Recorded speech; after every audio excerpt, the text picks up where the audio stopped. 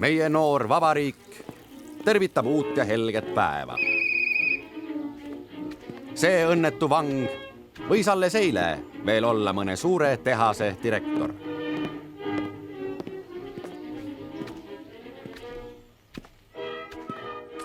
Siin näeme pabulaid pühkivaid kojanaisi ja üht kärmet kärumeest. Linna turuplats, kust kergesti alguse saav romaan on sageli õnnetu lõpuga. Kuule, Eidi, kui ma oleks luuletaja, Mis, sina või? siis mul poleks topkit vajagi. Joobuks sitasid ikka laulust ka.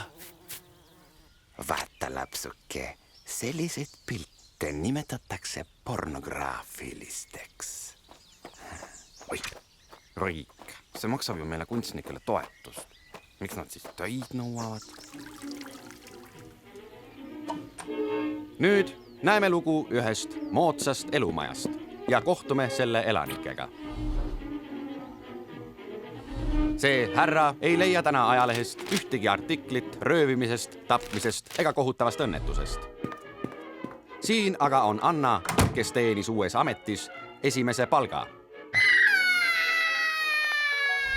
Ja ülakorteri värskel leskproual algab õige pea esimene klaveritund.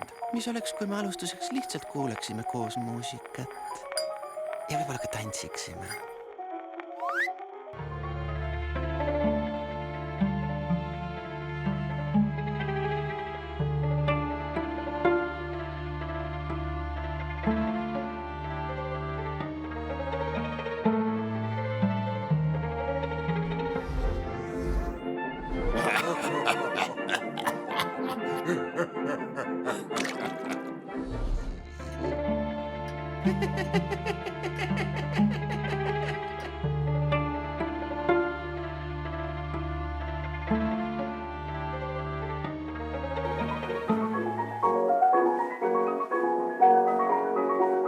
Ära kurvasta.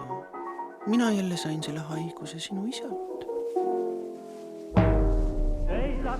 Peaaegu kõigil inimestel läheb elu tavapäraselt edasi. Uus päev võib alata, aga härra esimesel korrusel kaalub tõsiselt, kas tuleks ajalehe tellimine üldse seisma panna.